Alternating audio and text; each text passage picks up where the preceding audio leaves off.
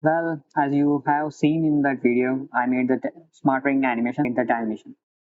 So let's don't waste the time and get into the video. If you check the description, there will be a link with Gumroad where you could download this file. I mean, not the actual file, you could only download the 3D model.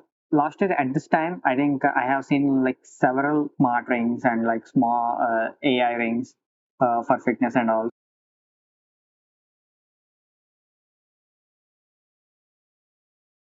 Hmm. And bring it to a new collection. Let's say tutorial for YouTube.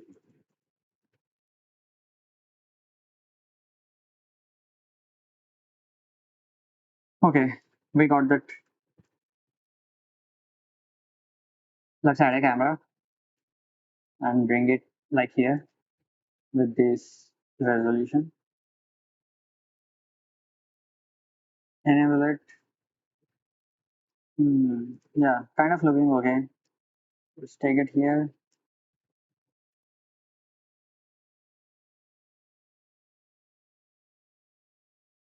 35 this should be like 72, 80 or 85, something like that works.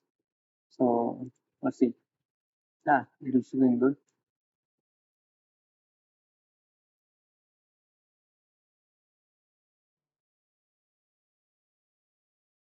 Let me just take this here.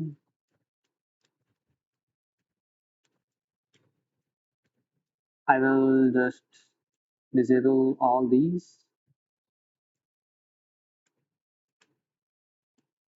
and hope you could follow it from the captions. The screencast keys. Yeah. Scale it.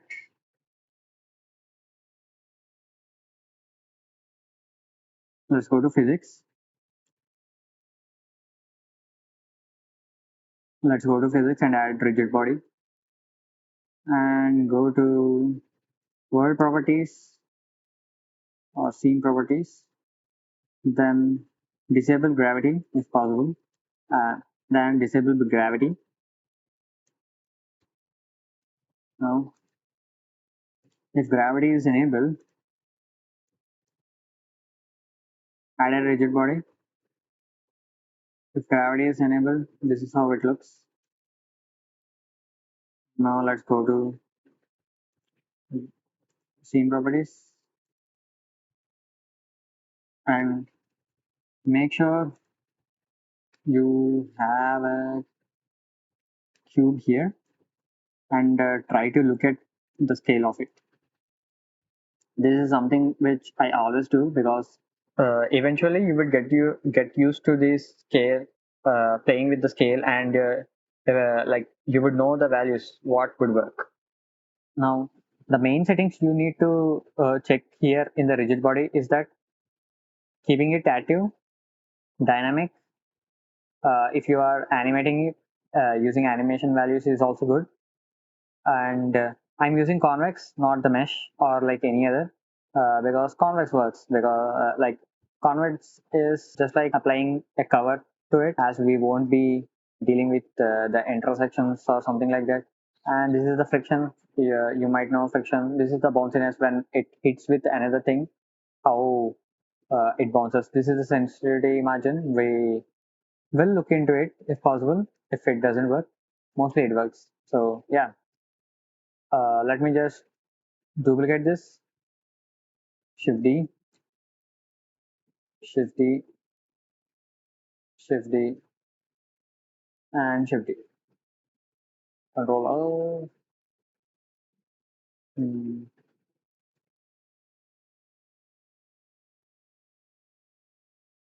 Make sure they aren't intersecting. I mean, not something like this. This is fine. Most of the times this is fine. But if we have to deal with something like this, it would be much difficult.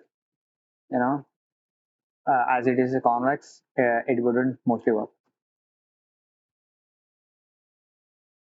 to get this popping kind of effect. I saw this animation by all the C4D users, and I just wanted to like recreate this in Blender. So I try to do various things like using shape keys, geometry nodes, and even weight painting. But none of them worked. Yeah, but Shapekeys did work for somewhat, but in the end, it wasn't the ideal kind of way how I wanted it to work, because in Cinema 4D, basically they have C4D has cloners, so as we don't have any cloners, something like that, so it was kind of difficult for us to work with it. Now the main, so how we are going to make this popping up animation?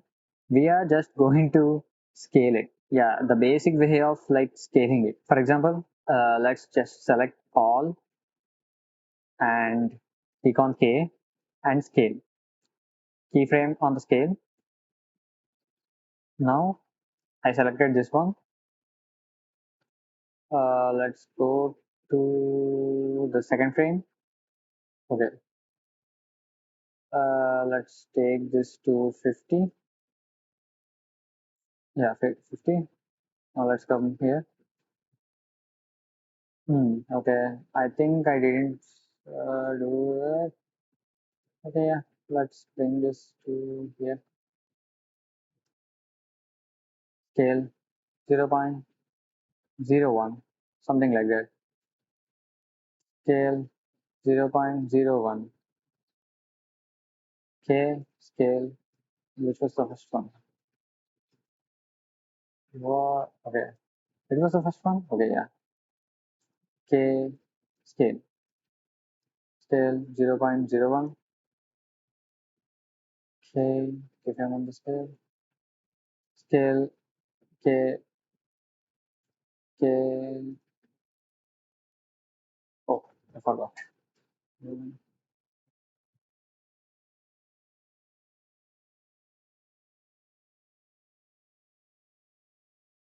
Yeah, let's see how it looks. This one is a bit weird. Hmm. Hmm. One, let's make this something like here, something in the 20s, something in the 40s, 30s. Yeah, it would work. Great. Hmm. Hmm.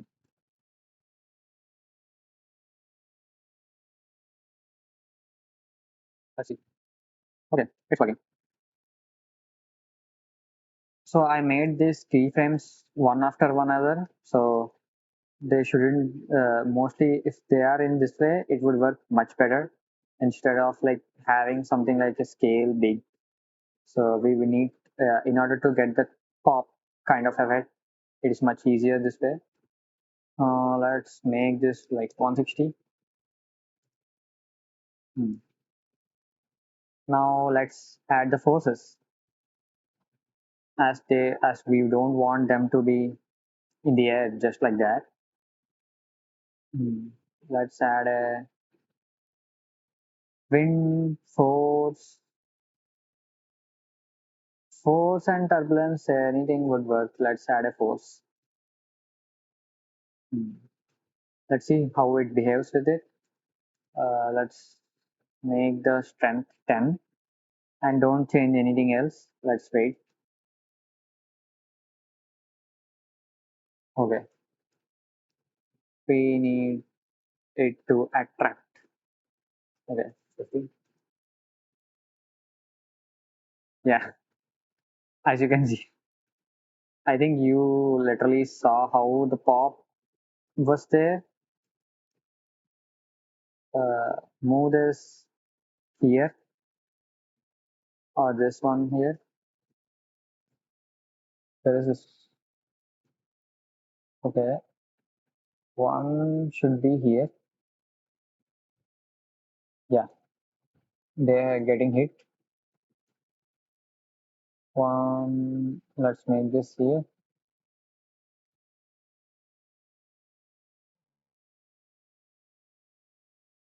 This one didn't work. Let's do this something like here.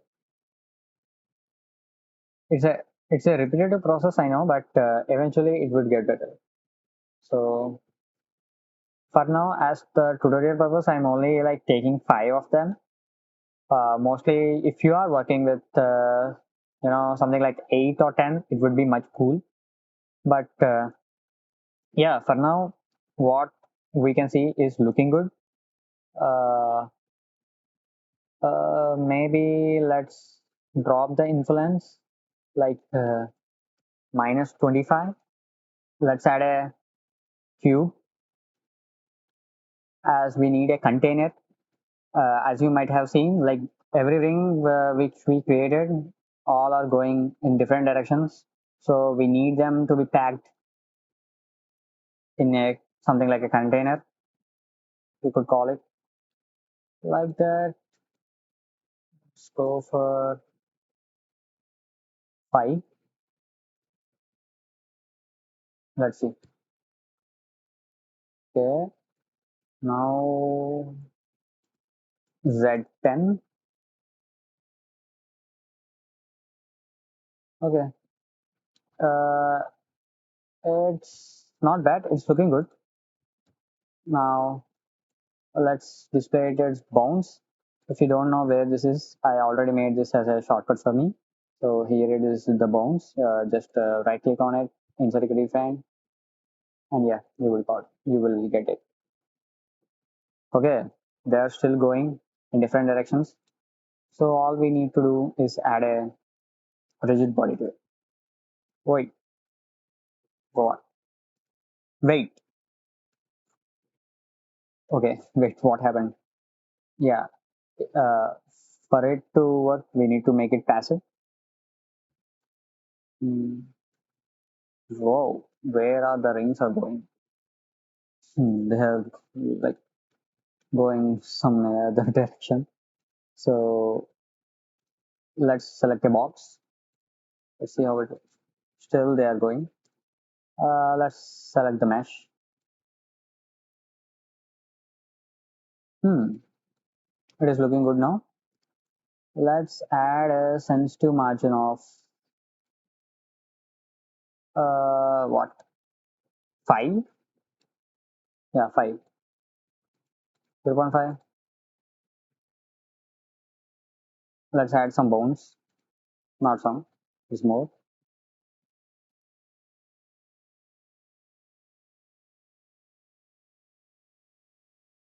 Let's see how it looks now.